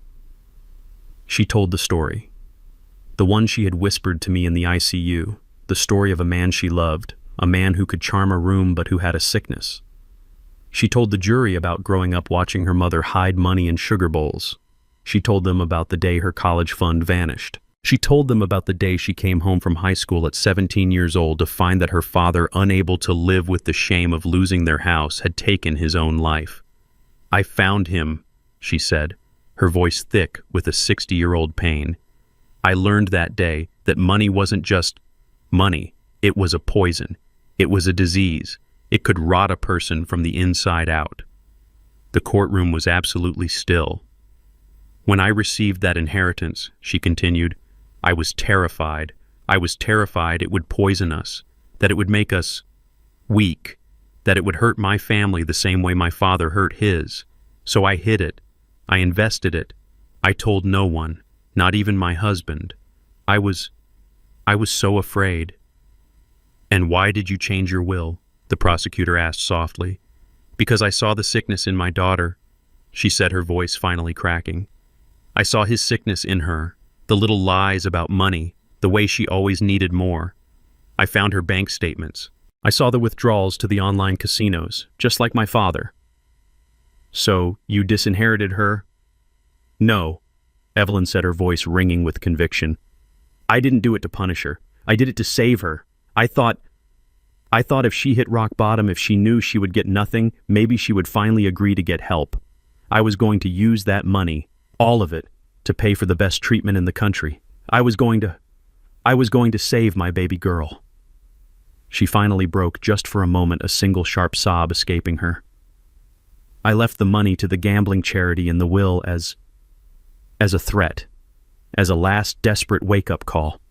I never thought she would read it and the defense lawyer stood up. He had a thin, reptilian smile.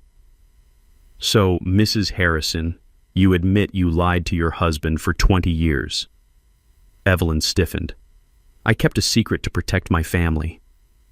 "You lied," he repeated, his voice sharp. "You built your entire marriage, your entire life on a foundation of deceit, a $1.2 million lie. Is that correct?" "Objection," the prosecutor snapped. "Argumentative." "Sustained. Rephrase, counselor." The lawyer didn't miss a beat. "You hid this massive fortune, and then when your daughter, your only child, was clearly in desperate financial trouble, your final desperate move was to threaten her, to cut her off, to give her inheritance to strangers. I was trying to help her get better. You were trying to control her, weren't you?" he shot back, "just like you controlled your husband for 45 years by hiding the truth of your wealth." He then turned his gaze on me, sitting there in the front row. "And Mr. Harrison," he said, though he was speaking to the jury, "he had a problem with Mr. Powell, didn't he? A problem that started the day he found out his daughter was marrying a white man. Objection, I roared, standing up before I even realized I was moving. That's a lie. Sit down, Mr. Harrison, the judge commanded. The lawyer just smiled, satisfied. The seed was planted. He had painted us exactly as he wanted: a lying, controlling wife and a prejudiced, angry husband. The prosecution's next witness was Jason. He was quiet, factual, and heartbreaking. He recounted the attack, the knife, the terror in Evelyn's eyes. The defense lawyer tore into him, painting him as a violent, cheating man who was now lying to save himself. By the end of his testimony, the jury looked confused. It was our word against Maya's. A he said, she said, built on a foundation of our family's lies. I leaned over to Angela Russo. It's not enough, I whispered, my throat tight. They're making them doubt us. She just smiled faintly. Don't worry, Lewis. We saved the best for last. The prosecutor stood up. The people call their next witness, Mr. David Henderson. Mr. Henderson walked to the witness stand just like he'd walked across my daughter's lawn. Slowly, deliberately. He wore a simple pressed suit and a tie. He looked directly at the jury, then at Maya, then at me. He looked like a man who was about to do a job he didn't want to do but would do right. The prosecutor was brief, just establishing who he was, where he lived, and what he did on the night of the incident. Henderson's voice was low, clear, and certain. He recounted everything he'd told me, the yelling he'd heard for weeks, the escalation, and finally the sounds he heard that night.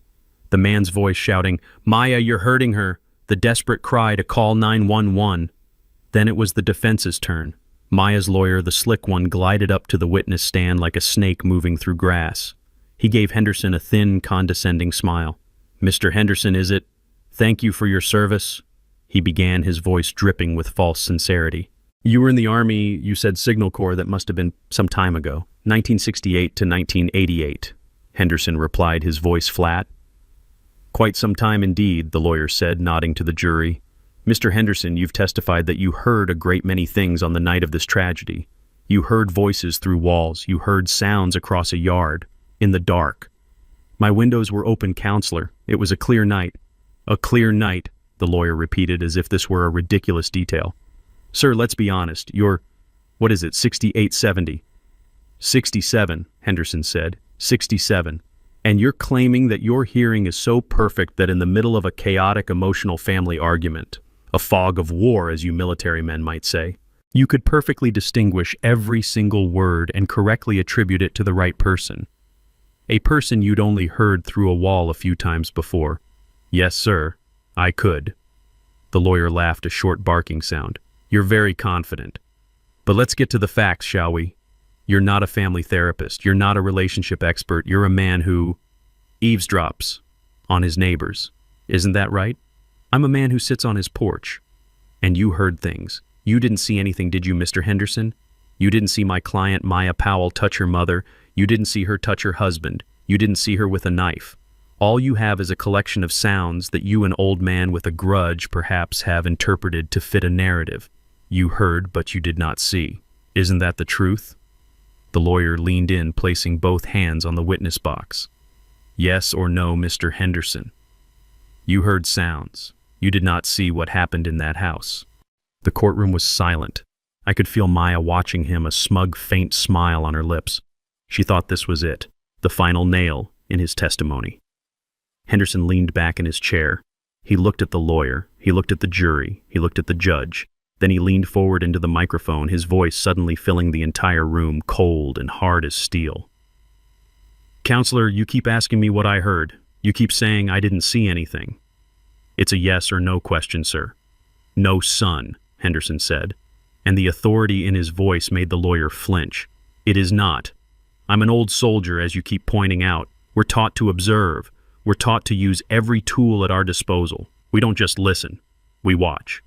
The lawyer's smile faltered. "What is that supposed to mean?" Henderson looked directly at the jury. "It means to answer your question. It's not just that I heard it. I saw it too." The air was sucked out of the room. I grabbed Evelyn's hand. Maya's lawyer was frozen, his mouth slightly open. He had clearly not expected that. The prosecutor, Angela Russo's partner, stood up smoothly. "Your Honor, redirection." The judge nodded, his own expression now intensely curious. "Proceed." Mr. Henderson, the prosecutor said, his voice calm. Please explain to the jury what you meant when you said you saw it. Well, Henderson said, adjusting his tie. I have a security camera. It's not a fancy system, just a simple motion-activated camera. I mounted it myself on the corner of my porch. It's aimed at my driveway, you see, to watch my truck. The defense lawyer suddenly came to life. Objection, Your Honor, this is a complete ambush. This was not disclosed. This is a blatant violation.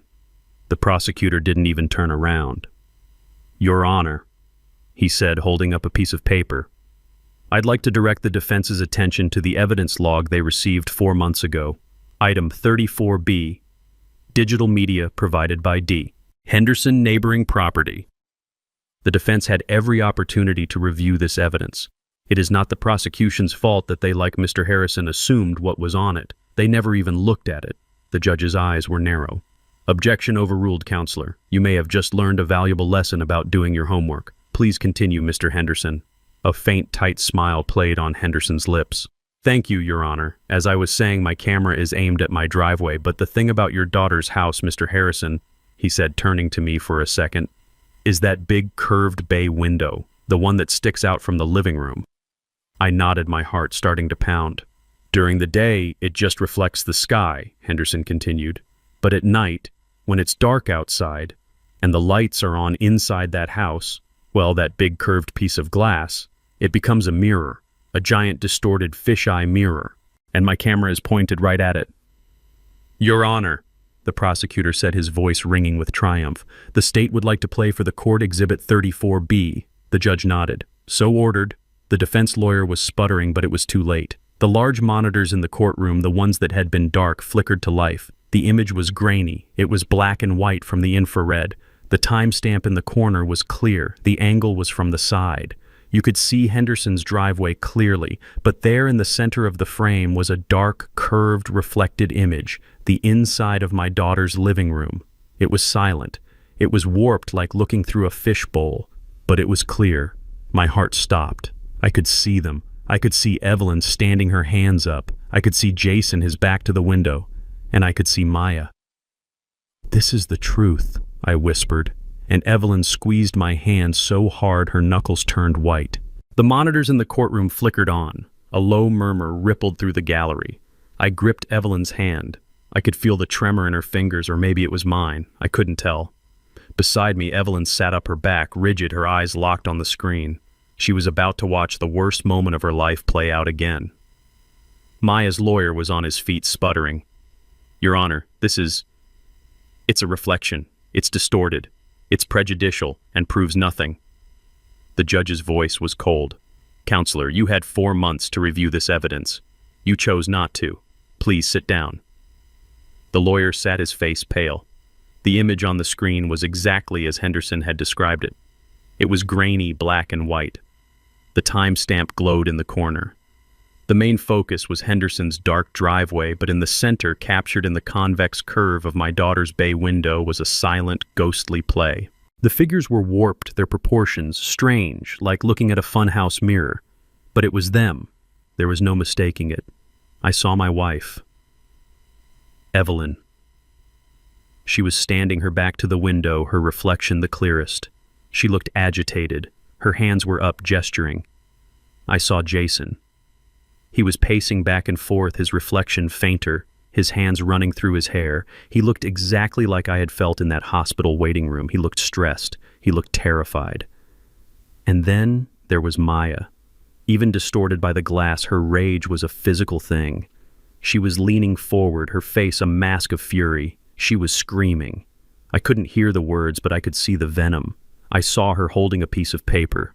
The will. She was waving it in Evelyn's face. My wife was shaking her head, backing away, her reflection getting smaller as she moved toward the stairs. I saw Jason step between them. His reflection was a blur, but I saw his hands go up in a clear gesture of peace. He was trying to de-escalate. He was trying to stop it. I watched Maya's reflection turn on him. She screamed at him. He backed away, shaking his head. Then he turned his back on her, moving toward the wall, toward the telephone. My heart was pounding so hard I thought it would break through my chest. This was it. This was the moment. The moment he told her he was calling me. the moment he was going to get help. And then it happened. It happened so fast if I had blinked I would have missed it. Maya saw Jason turn his back. She saw him reaching for the phone. Her body coiled like a snake. And she launched herself. Not at Jason. At her mother. It was not a stumble. It was not an accident. It was not a scuffle in the fog of war. It was a push. A violent two-handed shove aimed straight at Evelyn's chest. My wife, my Evelyn, who weighed maybe 120 pounds, she never stood a chance. The video showed her staggering backward, her arms flailing, her reflection disappearing instantly as she went over the first step and vanished from the window's view. I felt Evelyn sob beside me, a sharp, broken sound, but the video didn't stop. The silent movie continued. Jason's reflection spun around his mouth, a wide black O of pure horror. He looked down toward where Evelyn had fallen. He took one step, then another, moving toward the stairs, disappearing from the reflection. He was gone for a second. Then he was back, his face frantic. He ran back to the phone. He was trying to call 911. He was trying to save her, just like he said. But Maya's reflection moved with a terrifying speed. She darted out of the window's view toward the kitchen. She was gone for 1 second, 2 seconds. Then she was back. And there was something in her hand. Even in the grainy, warped glass I could see it. Something silver. Something that glinted in the light of the living room lamp. Jason was at the phone. He had it in his hand, pressed to his ear. Maya came at him from his blind side. She raised her hand, the one holding the silver object. She lunged. Jason saw her at the last possible second. He threw his body sideways, raising his arm to block her dropping the phone.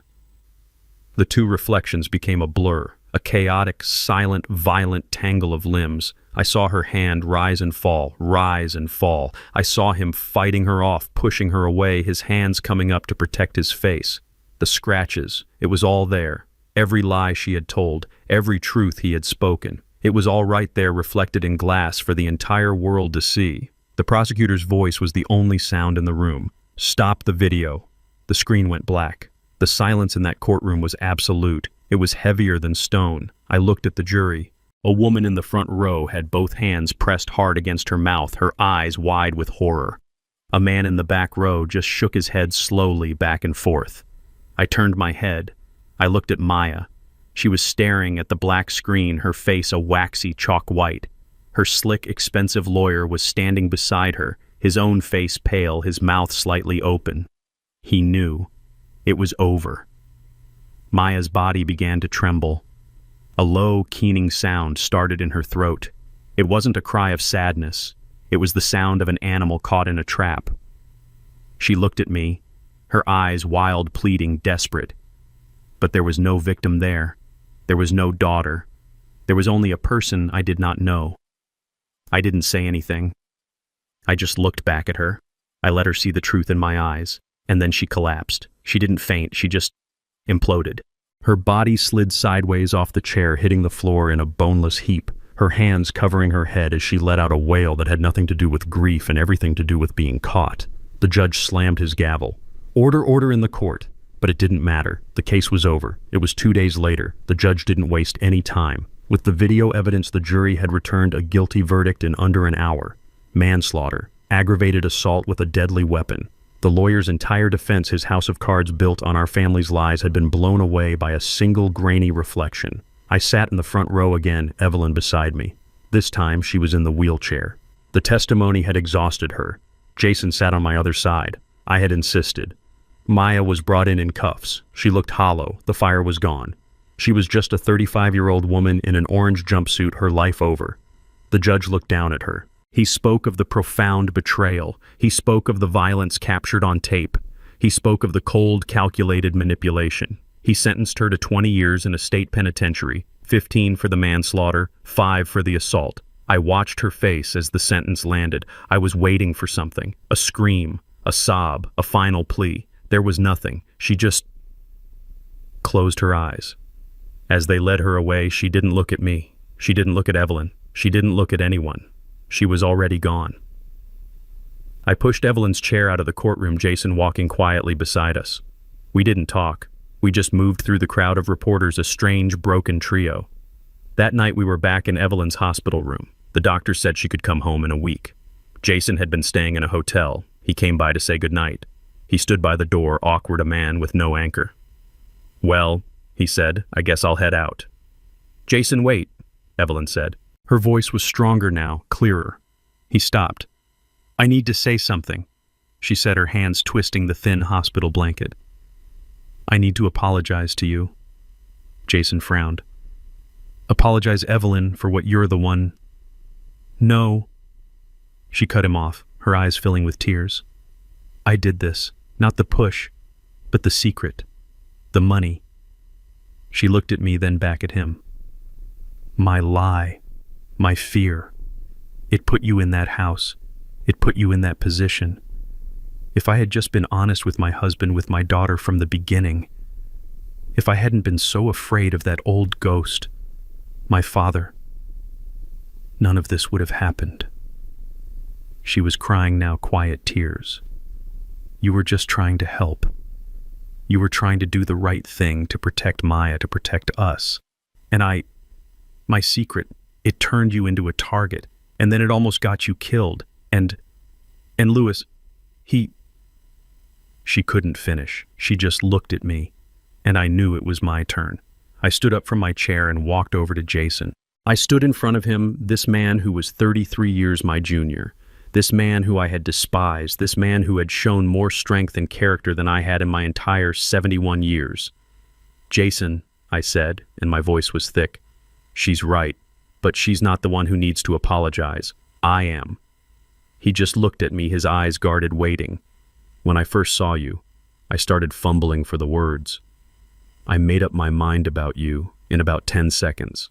I saw the car, I saw the watch, I saw the color of your skin, and I saw the way you seemed so, I don't know, smug. Louis, you don't have to." "Yes," I said, holding up a hand. "Yes, I do. Let me say this. I was a fool.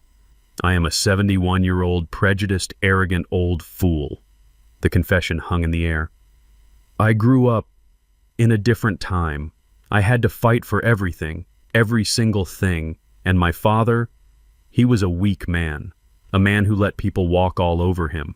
And when I looked at you, I thought you were just like him. I thought you were weak.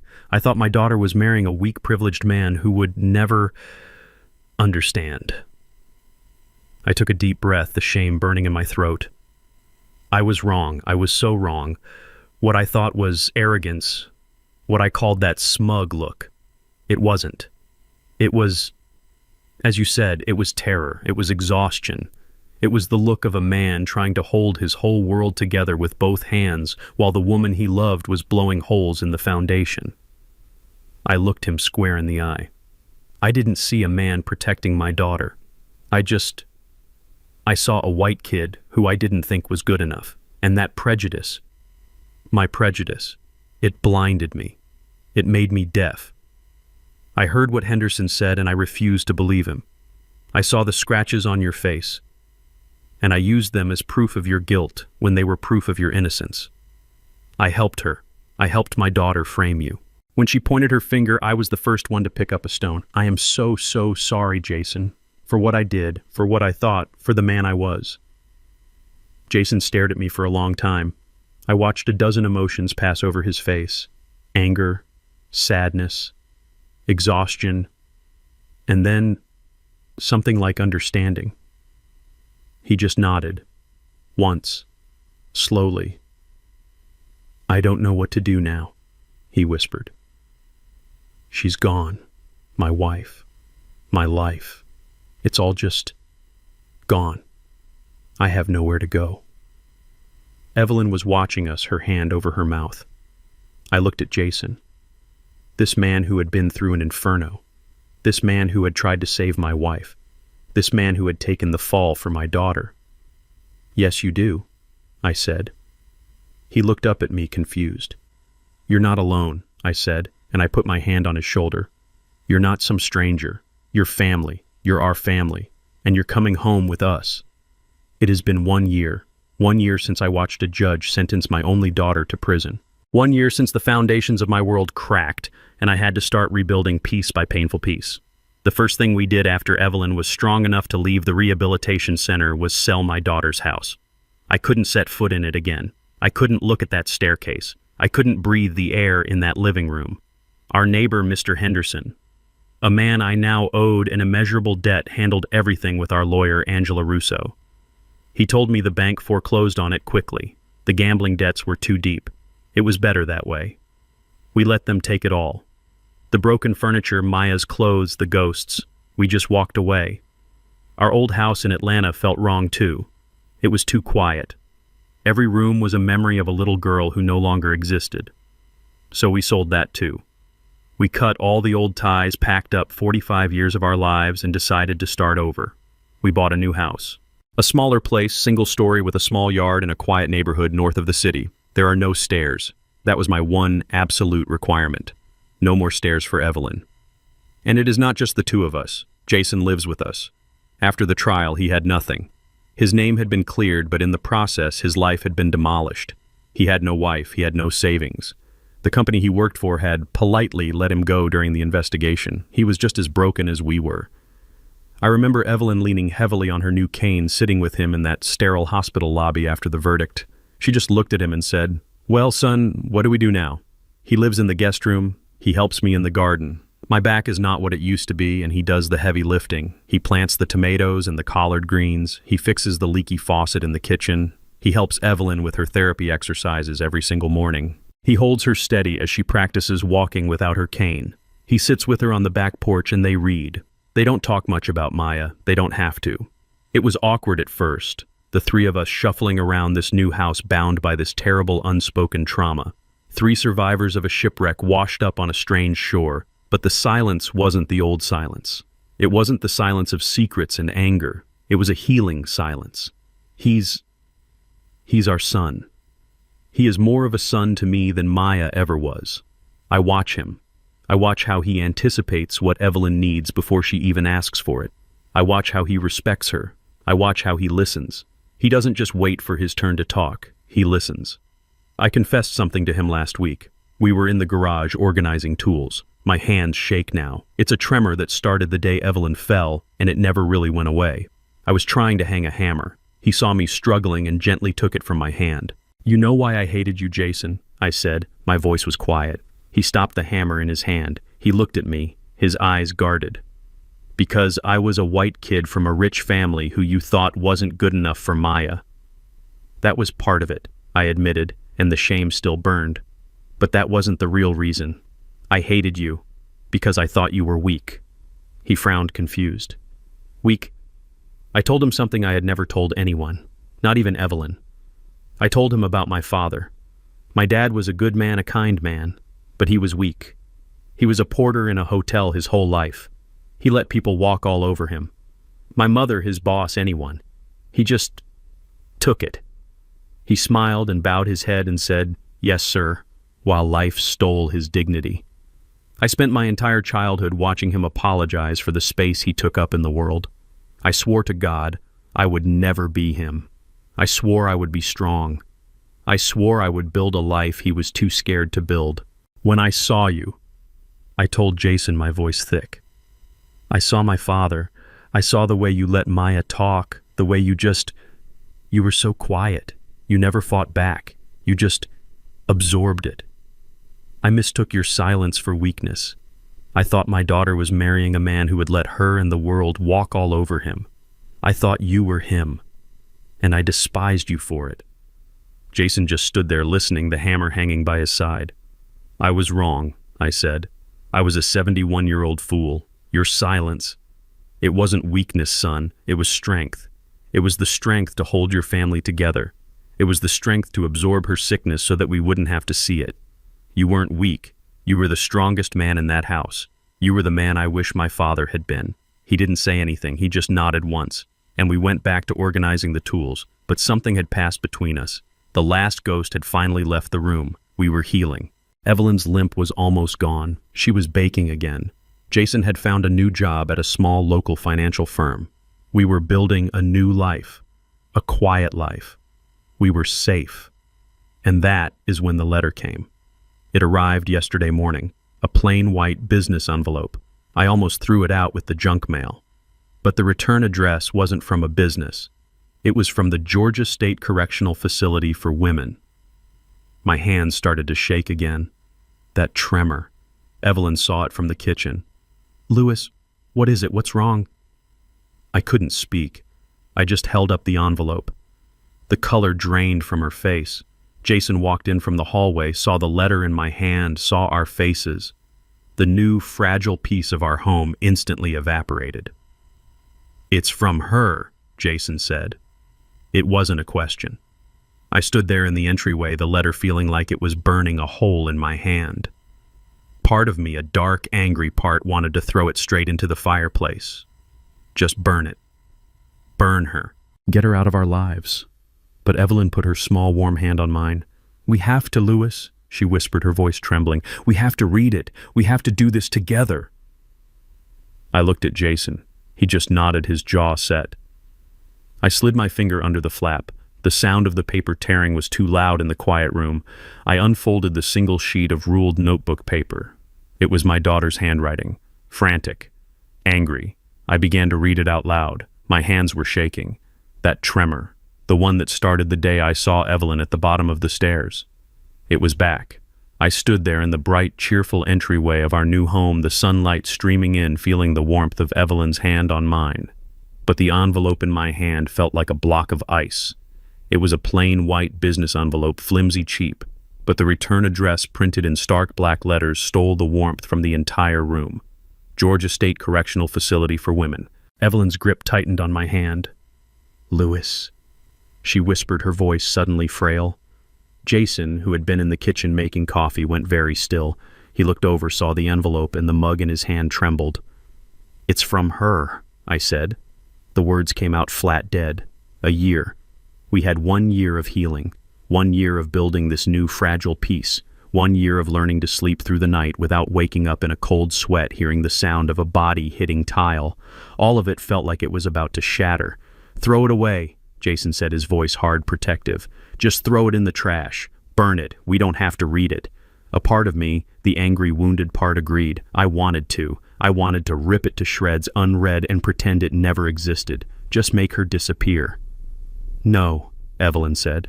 Her voice was quiet but firm. She let go of my hand and stood straighter, her cane steadying her on the hardwood floor. "He's right, Louis. We don't have to read it, but we will. We read it together. No more secrets. No more hiding." She was right. She was always right. This was the final ghost. We had to face it. I slid my finger under the flap. The sound of the paper tearing was unnaturally loud in the quiet house. I pulled out a single sheet of ruled notebook paper folded twice. The handwriting was frantic, angry, pressing so hard into the paper it almost tore through. I unfolded it. I held it in my shaking hands. Jason and Evelyn stood on either side of me, and I began to read it out loud. "To the people who destroyed my life," I read. Evelyn closed her eyes. "I hope you're happy. I hope you're enjoying my mother's money, Jason. I hope you're enjoying my house, Dad. You stole everything from me. You stole my life. You sat there and you lied. You chose him. You chose a lying, manipulative stranger over your own blood, your own daughter." My voice was steady, but the words felt like acid on my tongue. "You think you've won. You think you've locked me in here and you can just forget about me. You think you're safe in your new little house. But you're wrong. I am not my father. I am not weak. I am not a gambler who needs saving. I am a victim. You, Mom, with your secret money, you are the snake. You, Dad, with your weak-willed prejudice, you are the fool. And you, Jason, you are the thief who gets to enjoy the spoils." I paused, taking a breath. The venom in the ink was palpable. I am counting the days, every single one. I'm learning things in here. I'm getting stronger, and you are getting older. You're getting weaker. 20 years is not forever, and when I get out, I am coming back. I am going to take back everything you stole from me. The house, the money, all of it. It's mine. You will pay for what you did to me, all 3 of you. I finished reading. The last word, "you," was underlined so hard the pen had ripped the paper. The three of us just stood there in the foyer. The grandfather clock in the hall, a clock Jason had found at an antique shop and meticulously repaired, ticked loudly. Tick, tock, tick, tock. Evelyn let out a breath she seemed to have been holding for a year. Well, she whispered, her hand finding mine again. She hasn't learned a single thing. Jason just stared at the floor, his jaw tight. I could see the old anger in him, the tension in his shoulders. He was remembering the knife. He was remembering the attack. And me.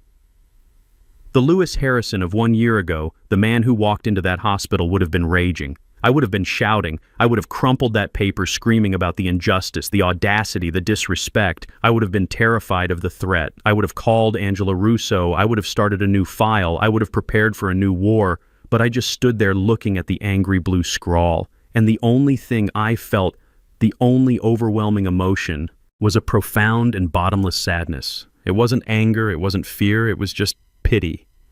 This wasn't a threat from a monster. This was a tantrum, a desperate, pathetic tantrum from a child trapped in a woman's body, a child who had been given every chance, every opportunity for love, every bit of help, and had chosen again and again to blame the entire world for her own choices.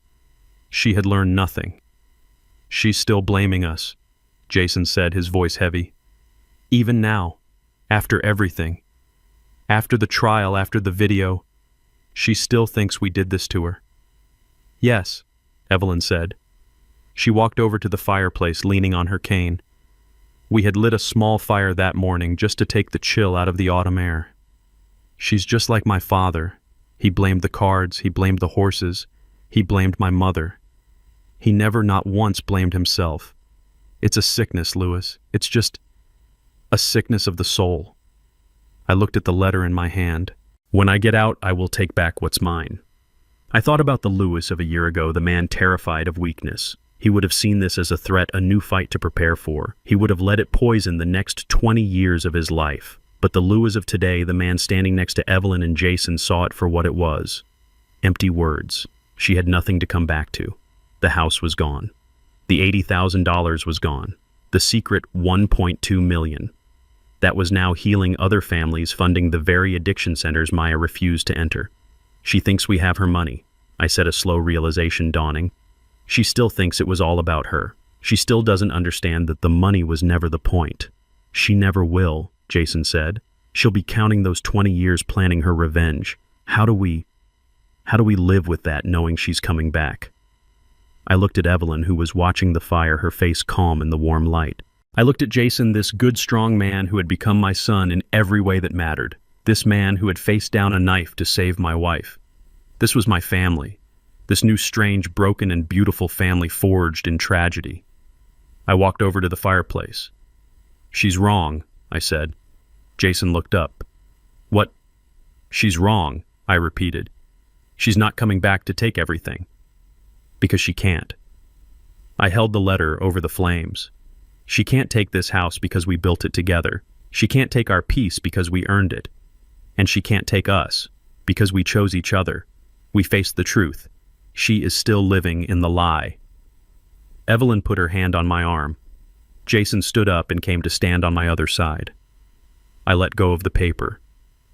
We watched it together, the three of us. We watched the paper curl, the edges browning. We watched the angry blue ink turn black, then gray. We watched Maya's threats, her rage, her blame, her entire toxic world turn into smoke. It floated up the chimney and disappeared into the bright morning sky. It was gone. She can't hurt us anymore, I said. And the words were true. The old Lewis would have taken that letter to the lawyer. He would have started a file. He would have prepared for a fight 20 years from now. He would have lived in fear. But I wasn't that man anymore. That man died in the hospital waiting room. Evelyn leaned her head on my shoulder. It's over, Lewis. It's finally over. Jason put his hand on her shoulder, a strong, protective gesture. He was looking at the fire. She has nothing to take, he said quietly. The money she wanted, it's already helping people. It's helping families just like ours. Families broken by this sickness. It's doing good in the world. That's the one thing she can never ever understand. He was right. The $1.2 million, the secret that had almost destroyed us, was now our legacy. Evelyn and I, with Jason as a co-signer on the new family trust, had endowed 3 different recovery centers in the state. The Harrison Powell Foundation, as Angela Russo had named it. Maya's inheritance was already at work saving the very people she refused to become. I looked at the 2 people beside me. My wife, my Evelyn, scarred but stronger than I ever knew. And Jason, the man I had misjudged so completely. This was my family now. Not born of blood, but forged in fire. We were 3 survivors standing in a new home, watching the last ghost of our past turn to ash. I put my arm around Evelyn. I put my other arm around Jason. "She's right about one thing," I said. They both looked at me. 20 years is not forever, I said. And when she gets out, she won't find us. We'll be long gone. But we'll have lived, we'll have healed, and we'll have done it together. The last glowing ember of the letter winked out. And in our new home, the 3 of us stood in the silence, finally, truly at peace. 6 months later, we were sitting on folding chairs in a brightly lit church basement. The coffee was weak and the fluorescent lights hummed just like they did in the hospital. But this place felt different. This was a place of healing. We were at a meeting for the New Horizons Recovery Center. It was a support group for families of gambling addicts. Evelyn, Jason, and I were just sitting in the back, listening. Evelyn walked with her cane, now her steps slow but deliberate. Her physical recovery had been remarkable. Her spirit, though, was still mending. Jason sat beside her, not as a son-in-law, but as a son. He wore a simple sweater and jeans. The tired, haunted look was gone from his eyes. He just looked present. A woman at the front of the room, a counselor named Sarah, stood up. "We have some people to thank tonight," she said, her voice warm. "This program, our family counseling wing, was going to be shut down due to budget cuts 2 months ago." She looked toward the back row right at us. "But thanks to a miraculous donation from the new Harrison Powell Foundation, our doors are staying open. We can help over 100 new families this year." A few people clapped politely. They didn't know the story. They just knew they had a safe place to meet. A young man, maybe 30 years old, stood up to speak. "My wife left me," he said, his voice shaking. "I lost my job. I stole from my own parents to feed the slots online. I hit rock bottom. This is the only reason I'm still here." I watched Evelyn as she listened. She reached out and took Jason's hand. He squeezed it gently. I sat there and thought about the money. That $1.2 million. It had felt like a curse. It was a secret born from Evelyn's childhood trauma, her gambler father. It was a poison that she had hidden, terrified it would destroy us. And in the end it did. It was the target. It was the motive. It was the reason my wife was pushed down a flight of stairs. It was the reason my daughter was in a prison cell. Evelyn had been right all along. Money, when hoarded and feared and lusted after, is a poison. It rots you from the inside. It rotted her father. It rotted our daughter. But now, sitting in this church basement, listening to this young man talk about his second chance, I finally understood the other side of it. That money wasn't a curse anymore. It was the antidote. The very inheritance that Maya tried to kill for the money she thought was hers by right was now being used to save hundreds of people just like her. The poison, when released with purpose, had become the medicine. This was the legacy Evelyn had tried to create with that final, desperate will, and now we were fulfilling it, not as a threat, but as a promise. I looked at Jason. He wasn't just living with us. He was a co-administrator of the foundation. He was the one who vetted the programs. He was the one who sat in on these meetings. He had lived inside the destructive storm of addiction for 5 years. He knew better than anyone who was real and who was just running a new con. He had taken the darkest chapter of his life and turned it into his purpose. He was helping Evelyn guide her secret, the secret that had almost destroyed him, and turning it into something good. He had found his own peace. When the meeting was over, the young man who had spoken came up to us. "You're the Harrison Powells?" he asked. "We are," I said. He just looked at us, his eyes wet. "Thank you," he whispered. "You don't know what you did. You saved my kids. You gave them their father back." Jason just nodded, his throat too thick to speak. We walked out into the cool night air, the 3 of us. We drove home in silence, but it was a comfortable silence. The kind you can only share with people who have seen you at your worst and chosen to stay. I pulled into the driveway of our new single-story home. The porch light was on. Evelyn was dozing in the passenger seat. Jason was looking out the window, lost in thought. I thought about Maya's letter, the anger, the threats. When I get out, I'm coming back. It felt like a story from another lifetime, a ghost story about a different family.